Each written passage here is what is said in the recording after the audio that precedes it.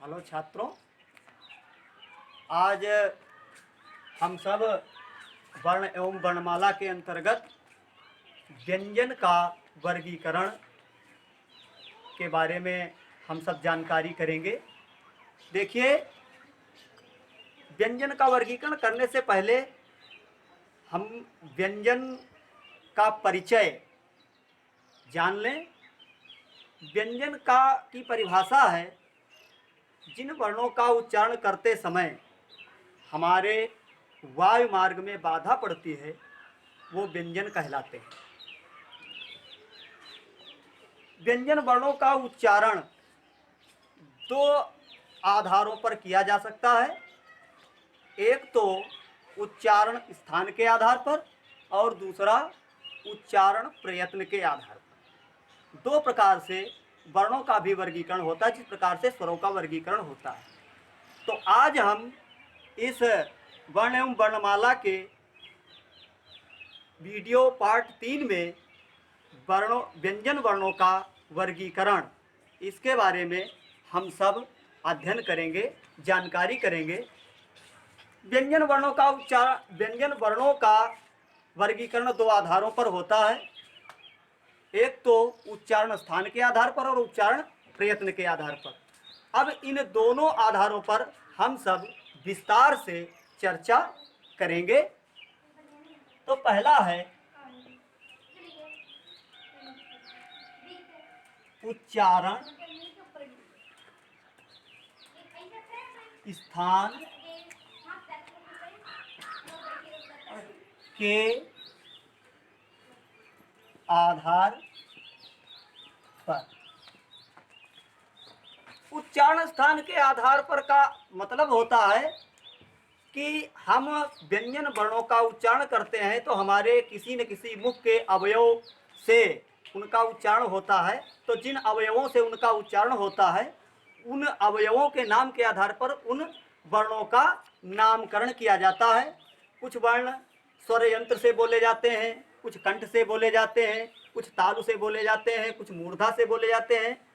इसी आधार पर इनका नाम भी दिया गया है। स्वरयंत्रमुखी, कंठ, तालव्य, मूर्धन्य, वर्ष, दंत। तो इस प्रकार से अब वो वर्ण कौन कौन से हैं? तो सबसे पहले स्वरयंत्रमुखी,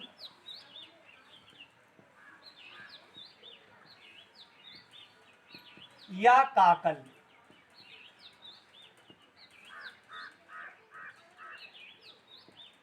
इसको स्वरयंत्रमुखी इसलिए कहते हैं क्योंकि इसका उच्चारण करते समय हम स्वर यंत्र अर्थात जो हमारी श्वास नली है, जो भोजन नली है, उसके सहारे ऐसे वर्ण का उच्चारण होता है, इसलिए हम इसको स्वर यंत्र कहते हैं। और काकल इसलिए कहते हैं क्योंकि हमारे गले और नली के बीच में एक छोटा सा काक होता है, इसलिए उस काक पर जोर पड़ता है, इसलिए इसको हम काकल्य कहते हैं।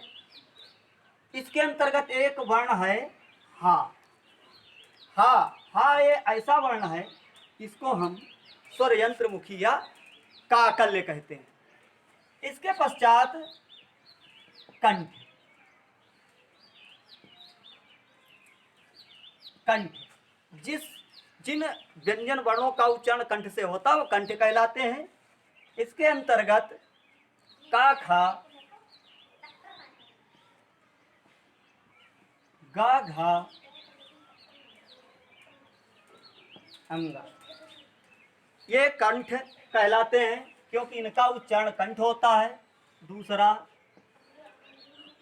तालव्य, इनका उच्चारण स्थान ताल होता है। इसके अंतर्गत च, छ, जा, झा, इया। फिर इसी प्रकार क्रमशः मूर्धन्य, जिनका उच्चारण स्थान मूर्धा से होता है। इसके अंतर्गत ट, ठ, ड, ढ, अणा। फिर उसके बाद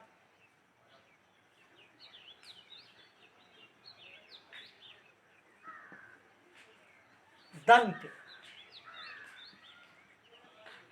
जिनका उच्चारण दांत से होता है वो दंत कहलाते हैं।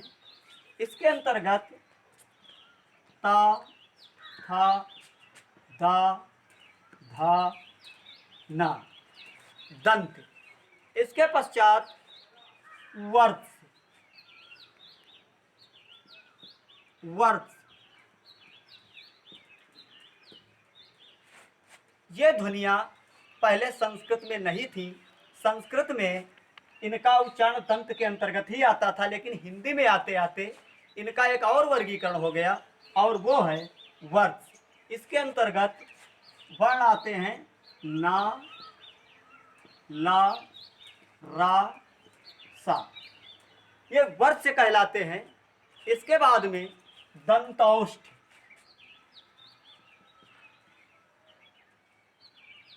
दंतौष्ठ।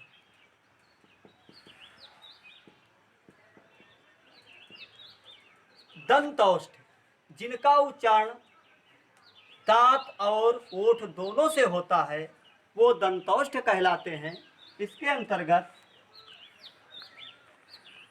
पा और वा, इनका उच्चारण दांत और ओठ दोनों से होता है, इसलिए इनको दंतौष्ठ कहते हैं। और अगला वर्गीकरण का आधार है दव्यौष्ठ। दव्यौष्ठ का अर्थ होता है दोनों ओठ, अर्थात जिनका उच्चारण करते समय दोनों ओठों की सहायता लेनी पड़ती है, वो दव्यौष्ठ कहलाते हैं। इसके अंतर्गत पा, हा, बा, भा, मा ये आते हैं। तो प्यारे छात्रों, ये आपका वर्गीकरण उच्चारण स्थान के आधार पर था। जैसा कि मैंने बताया कि वर्णों का वर्गीकरण दो आधारों पर होता है, उच्चारण स्थान के आधार पर और उच्चारण प्रयत्न के आधार पर। तो आगे हम देखते हैं उच्चारण प्रयत्न के आधार पर। उच्चारण प्रयत्न के आधार पर। अब उच्चारण प्रयत्न, प्रयत्न का अर्थ होता है, इसके लिए संस्कृत में कहा गया है तुल्य से प्रयत्नम सवर्णम, अर्थात जिनका उच्चारण स्थान और प्रयत्न समान होता है। तो प्रयत्न, प्रयत्न कहते हैं कि वर्णों का उच्चारण करते समय जो बोलने वाले को जो चेष्टा करनी पड़ती है वह प्रयत्न कहलाता है। और प्रयत्न में चेष्टा कई प्रकार से होती है। कभी तो जीभ को स्पर्श किया जाता है, कभी जीभ संघर्ष करती है, कभी जीभ लुढ़कती है। तो इस प्रकार से इसके आधार पर भी वर्गीकरण होता है। तो प्रयत्न के आधार पर सबसे पहले तो हम बात करते हैं स्पर्शी। स्पर्शी वे व्यंजन होते हैं जिनका उच्चारण करते समय हमारी जीभ मुख के किसी न किसी अवयव का स्पर्श करती है। इसके अंतर्गत क, ख, चा, छा,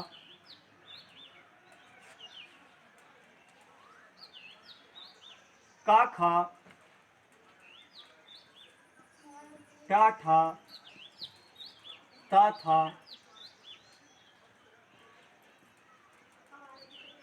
पा, फा, ये हमारे आते हैं स्पर्श के अंतर्गत। पा, फा, बा, भा। इसके पश्चात स्पर्श संघर्षी।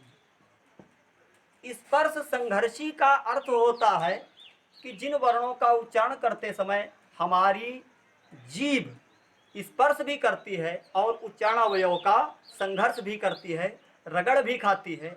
इसके अंतर्गत वर्ण आते हैं चा, छा, जा, झा।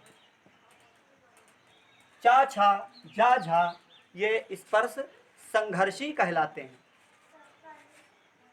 स्पर्श संघर्षी के बाद संघर्षी, जिनका उच्चारण करते समय हमारी जीभ संघर्ष करती है। इसके अंतर्गत तीनों शा आते हैं, शा, फा, और सा, ये संघर्षी के अंतर्गत आते हैं। दो वर्ण और हैं, लुंठित। लुंठित के अंतर्गत रा आता है। पार्श्विक, पार्श्विक के अंतर्गत ला आता है। पार्श्विक का अर्थ होता है कि जिनका उच्चारण करते समय वायु दोनों तरफ से निकल जाए, वो पार्श्विक कहलाता है। दो वर्ण और हैं, उच्छिप्त।